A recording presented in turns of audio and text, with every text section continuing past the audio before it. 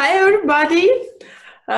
Today we have a great meeting. So Anna Maria and me, we have decided to dedicate our new Zoom meeting for many interesting things. So I think that Anna Maria can to introduce me in the best way that can help.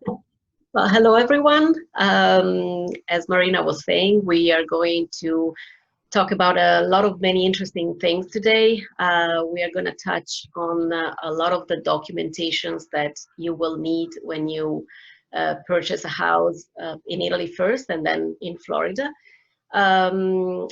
As you know, Italy is famous for having a lot of bureaucracy and red tapes, but we don't want you to scare you.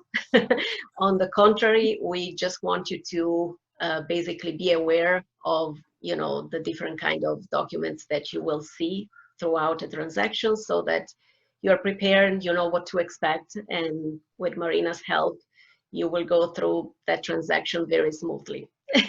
So I just let Marina take over and she will explain to us all the different aspects and the different documents. Thank you very much. Your introducing it was so great. So I want to record in our public that we'll be record this meeting, and if you wanted to know any question or something that you cannot to understand now, you can contact us and you can see the video and in the second time. So we are all realtors, so like Anna Maria and me, we are CIPS, and want to give you some tips for help your buying for help your buyers that want to buy the home in Italy. I begin with share my screen. Okay, so. Great.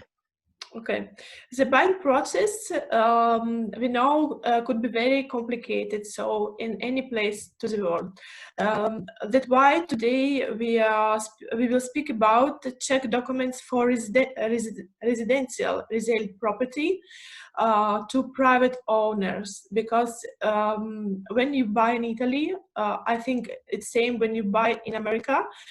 When you buy from the first house, not resale, new house, or when you buy from business owner, the documents could be different. Is it true? Yes. Okay. Yes. Today I would like to concentrate my attention with some points. It's points that you can help you to understand better where you must to find the document and what kind of document. So the first point is a seller check. The second, the title of provenance. Third is a limitation on free sale of the property. Regularity, town planning and cadastral. Liens and encumbrance report, and another one, condominium regulations. So I found the 6 points that could be very helpful for understanding what kind of documents you can find. So if you're ready, we can begin for first one. So, okay, one moment, a little bit coffee. I like your cup. Yes, it's a cup of Ginori.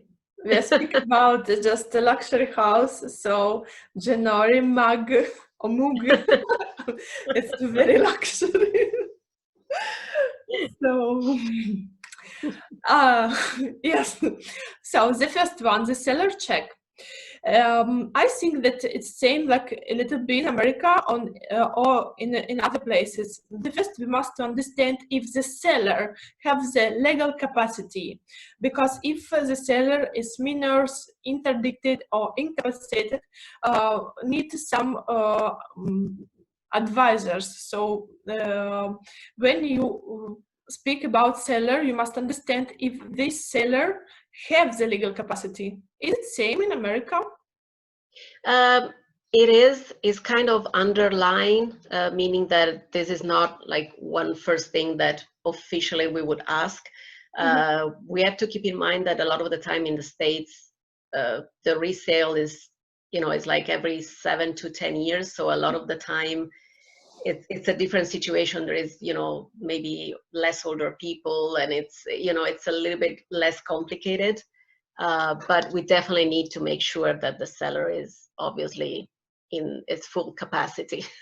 Yes, exactly. Because in some cases, for example, if we have a separated couple with minors, we can found the property to of the property to the of the minors. So that means that minors have not legal capacity, and you must be sure that you can buy this type of property. So it's first step. Second step, it's more easy. So the document of the seller must not be expired. Right. So it must be valid. It's valid. Yes, exactly. Exactly. Fiscal tax ID, codice fiscale. And after, I think that notario will be ask you marital status certificate, if it's married, matrimonial regime. It's important when you buy the property, but I think it's more important for notarial. So the first step is very important to understand the legal capacity. So if you have good real estate agent, he must do that check. The second one, the homework. Yes, it could be. The second one is the title of provenance. So it's a little bit, could be a little bit complicated, but not so complicated. The first one, the notary must to control to regular transcription of the title for 20 years. Today, I don't explain all details why notary must to control to regular transcription. Today, you must just to pay attention for these dates. So title of provenance, I think it's a little bit like in every world, you can find of, for example, simple resale of deed of purchase. Or title of provenance could be for inheritance, yeah, exactly, with will or legitimate succession. Very important to understand this point, because we have different law in Italy for the succession, and you must to be you must to pay attention for this type of title of provenance. Third one, it's donation deed in the past 20-year title history. So today I don't explain why it's so important, but you must pay attention that if you see the donation, maybe you must to ask the insurance. So, or it must be changed for type of deed. So this is another point too important. So one more, it could be transfer right to the property by legal degree. So if you buy if the property was bought for with auction, usucapione, it's another one type of legal degree, but today I don't explain. It's very particulated. So if you need to know more information, you can contact me for this one. Or legal division. So it could be inheritance, legal division, or in another type of legal division. So the second step, I repeat you, it's a title of provenance. First, you must ask if your seller have a legal capacity, have all documents need, and the second, and you must understand that the seller is a seller. So, and here in the title of provenance, you can understand who is the seller. Okay, the next one, limitation on the free sale of the property. In some case in Italy, I don't know, is it the same in America? Do you have any limitation for free sale? I want to make sure that I know what you mean, so I let you go ahead a little bit, and then I'll kick in back. Okay, great. So the limitation on the free sale, you must pay attention when you buy, for example, the property with the land. Because in some case, or you can buy the land for vinicola, azienda vinicola, azienda agricola, Vineyard. vineyard, Vineyard. or agricola. It's like an agricultural purposes, agricultural zone. Yes, when you buy an agricultural zone or another type of land, you can find this type of limitations. So you must to check first with your attorney, with your realtor, with your notary, which one, that the property free from enfranchisement. So you can exactly land subsidized and some subsidized building can have this kind of bond. So okay, we have a similar thing here in the US. Is like basically you have to check the zoning, which means, I think that's what you're referring to, which means that there are some areas that are just residential, some areas that are just commercial, some areas that are residential, but you can only build, for example, single family home, but maybe not a condo. So you have to make sure what kind I think it's a little bit different. Oh. So because when you buy the land, you can have this bonding, and you must to pay another money, or you cannot to buy.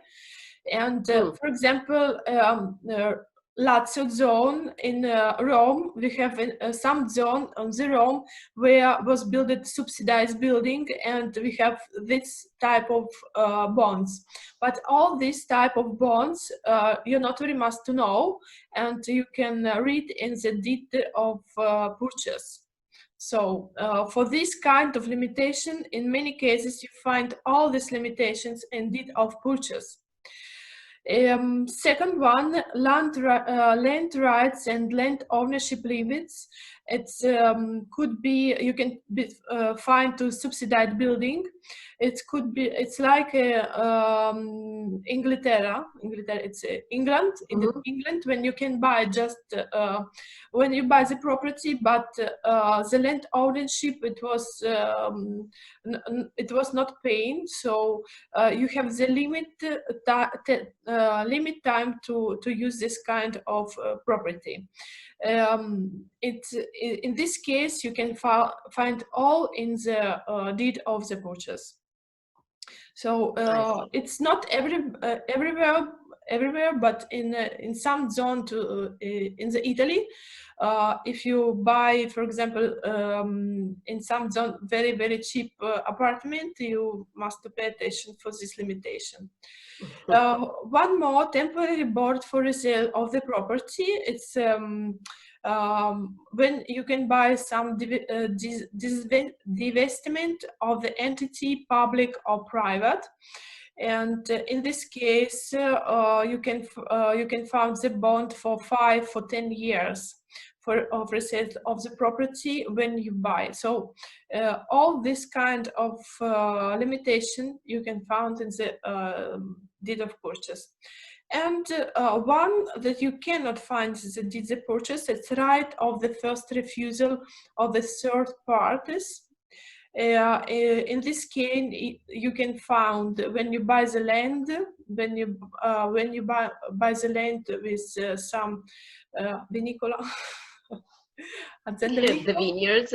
The vineyards, yes, or the land. In this case, it's a very it's in some case you can find this kind of limitation, and your notary must to have the check and to understand where you can find this type of limitation. So here we are finished. Well, if you're talking about vineyards, it's probably a lot in Tuscany, I will assume. Yes, but when you buy, you must be sure that your seller have done all regularity communication with other owners, landowners, because we have this type of the limits.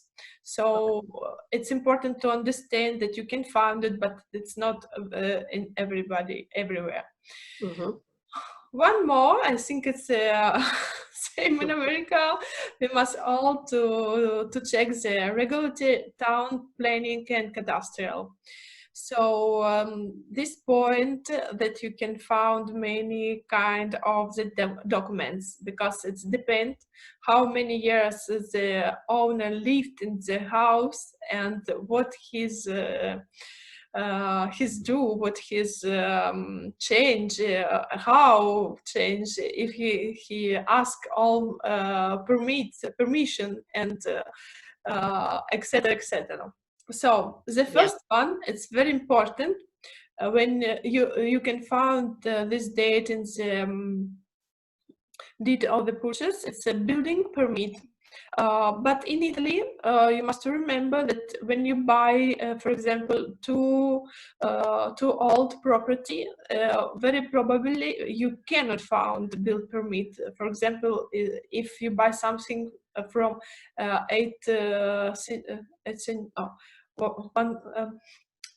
one moment, because I'm not very brave, to 180 or 160 or 160. It's impossible to have the building permit, but we have the law where you can find when, which date must be indicated for building permit. So for new construction is obligatory. It's it's mandatory. It's mandatory, exactly. Cadastral mapping compliance. So when you buy the property, you must to do the check that the property is like cadastral mapping, because without if you have the difference, you must to regularize the difference. So seller must regularize the difference, because when you go to finish the transaction in the closing, notary will ask you if the property is the same of cadastral mapping. So it's a problem of the seller, but when you buy, maybe you want to do any something different after, and you can say, oh, I'm fine.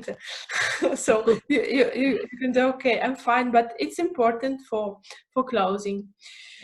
The second one, the third one, it's important. So in case when you buy the villas, hometowns, type of structural levels and intended use.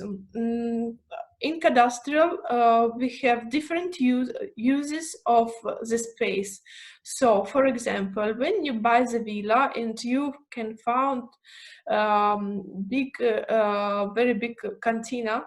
Cantina, it's like cantina. Yeah, it's like kind of a basement. Yes. Many times you can find the basement with a fireplace, with bedroom, with something else, and could be asked you to, wow, it's more spaces. But if they used, if the industrial, it's a basement, so you must pay like a basement. So when you will go to selling in the future, you can have many problems. So it's important to understand you must have the check with cadastral type of the used. So if it's a basement, it must be the basement. If it's a box, it must be box.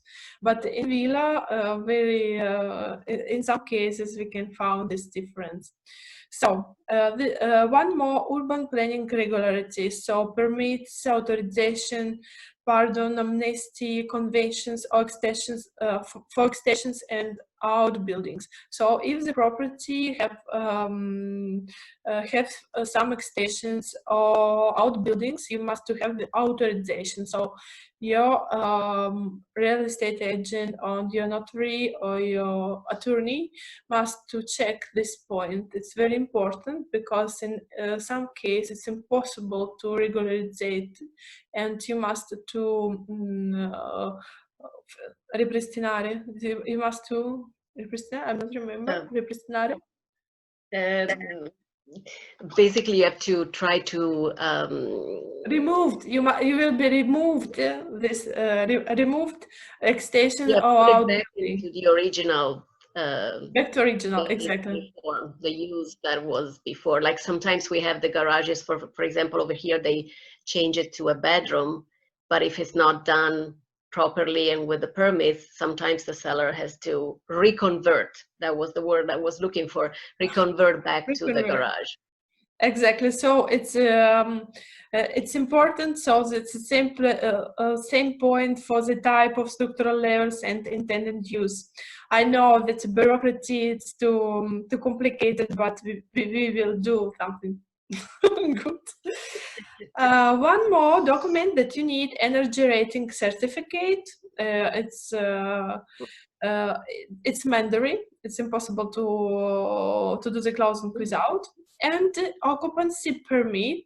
It means certificato di agibilità. So it means that the apartment could be apartment or villa could be it's healthy and you can live. But in many times in Italy, we have not this occupancy permit, or we have the old type of occupancy permit. It's not big problem, so it's not big deal. You can buy the property without this one. So okay, that's good to know.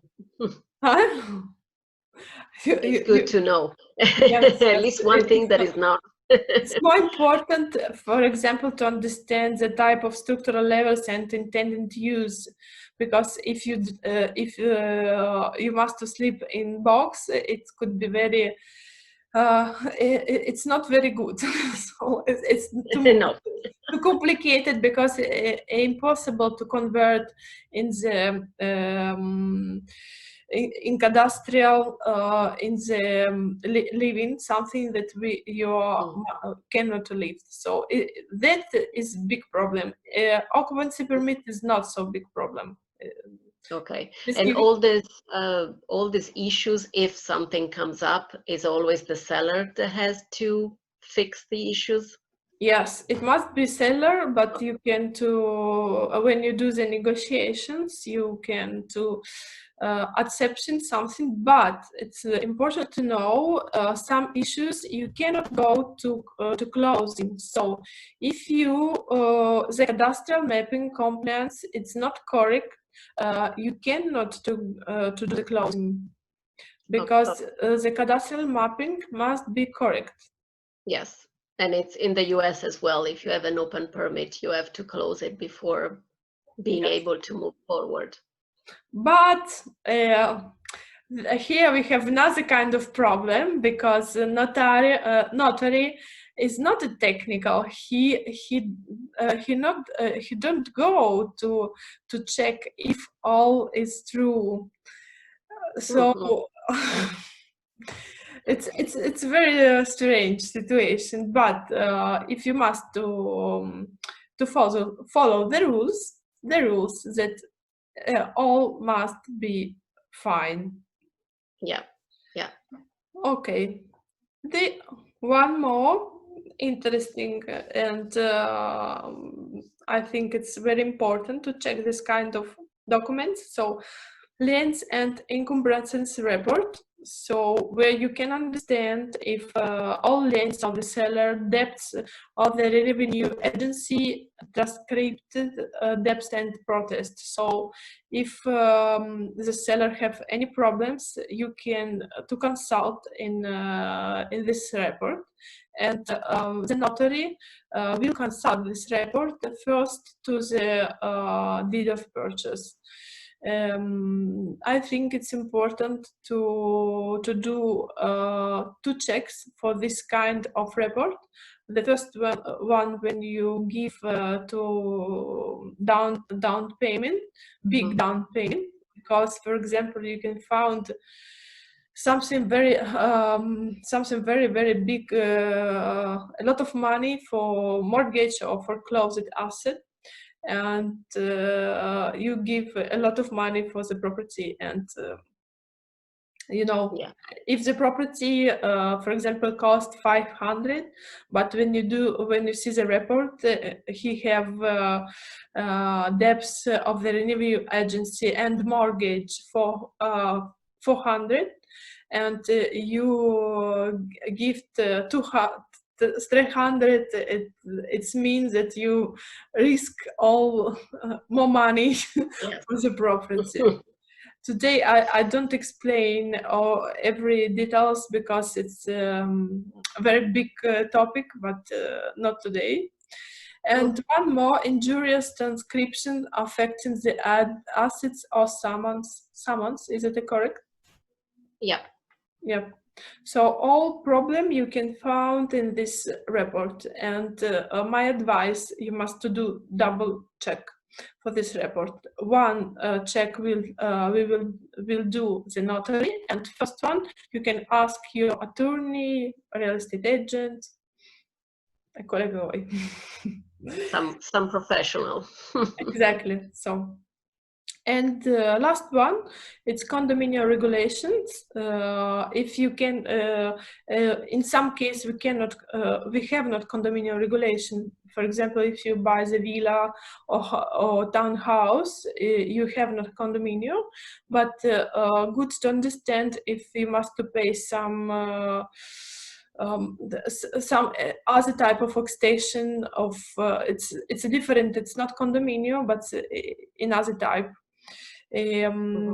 But we will back to condominium regulations. So current state of condominium payments, and when you will go to closing, notary will ask the certificate to free from all condominium payments in advance. In some case, you can buy the property if you have some problems with condominium, but important that you know and you choose your best way for negotiations. Yes. After, you must know condominium regulations. And for example, if you buy the property for the investment, and in condominium it's impossible to rent to B&B, you cannot use this type of the apartment for B&B, but you must know in advance. And meeting minutes for annual fee. So it's a division to the parts of the condominiums of your apartment, and you will pay the fee with that type of measure. So I think all of this is very similar to the situation over here. We have to check the same things if you buy a condo. Exactly. So I finished. I think it's we have all panoramic view to the to the all documents. But I repeat, it's just check for resident resale property for the private owners. And with this check, you can be very easy to understand what you must to ask more to the property. Yes, exactly. Yeah, because as we said at the beginning, the documents themselves, they can be and look complicated and scary a little bit, but we wanted to basically make sure that people knows the different papers that they will see going throughout the transaction, so that they know what they're talking about. Then it will be the notary or the attorney to help them through the process and explain the different things more in detail depending on their situation. Yes, I think it's advice for our colleagues, for our peers. When you have buyer who want to buy in Italy, so it's good to have one idea what you can to wait from Italy, and to know in advance what kind of difficulties you can find. So, but it's complicated, not easy. But if you have good peers, Exactly, the right help. Yes. So for today we are finishing